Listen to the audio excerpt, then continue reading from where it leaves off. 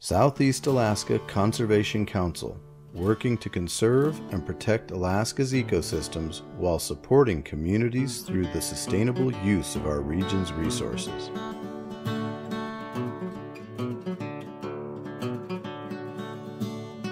Southeast Alaska is one of the world's last unspoiled ecosystems. Glaciated peaks that seem to go on forever. Millions of forested acres. Thousands of miles of untouched coastline. Thriving biodiversity has become synonymous with Alaska, a conservation challenge, and a proving ground. SEACC is involved in many community environmental projects. One of these projects is to develop a new sustainable business model for logging. In the heart of Southeast Alaska lies the small town of Wrangell. Near the mouth of the Stakine River, a world-class river, one of the largest in Alaska. This area has always been the home of the Tlingit and Haida. This is the site of petroglyphs which chronicle the ancient inhabitants of this area. And today, a proud tradition of life in the Tlingit way persists. But in the 1970s, Wrangell was the epicenter of a huge logging industry. It had developed quickly around the easy access to old-growth forests, and around the islands it was easy from the water to get these trees. The industry vanished almost as fast as it sprang up, and by the mid-1990s it was a thing of the past, leaving in its wake a diminished ecosystem and a devastated economy. One of the long-term effects of clear-cut logging is the loss of deer habitat. 20 to 40 years after the logging occurs, competing trees growing in dense stands block the light to the forest floor. This reduces deer browse. A reduction in deer numbers has been noticed in clear-cut areas.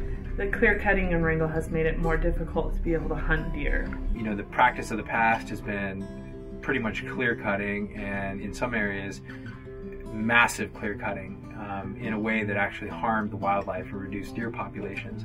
So you have a lot of different folks who depend on an intact forest and watershed. There's a pretty significant transformation happening in the Tongass, and that transformation is a movement away from industrial scale old growth logging towards more high value and lower volume milling of the wood off the Tongass National Forest. There's more of a focus on recreation, restoration, and clean and renewable energy in addition to that. And we are really trying to figure out in Wrangell what that transition is ultimately going to look like, and how we can create long-term sustainable jobs on the forest with this new policy. SEACC worked with the community to find solutions to economic needs without damage to the local environment.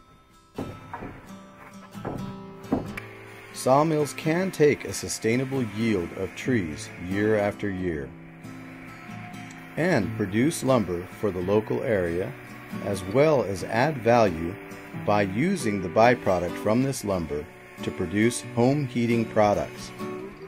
So in Wrangell, we've got a lot of folks very excited, and we're moving forward with a plan to create what are called bio-bricks. And the idea is to use the wood waste from our small mills and municipal solid waste like paper, cardboard, and scrap wood, grind it up into a compressed product that can be used to heat homes. It's cheaper than electric and oil heat. Bio-bricks to our elders would mean something affordable for them to heat their homes with, because the price of oil, the price of electrical heat is going up every year, and they can't afford it. To find out more about Southeast Alaska Conservation Council's projects, visit SEACC.org, SEACC.org.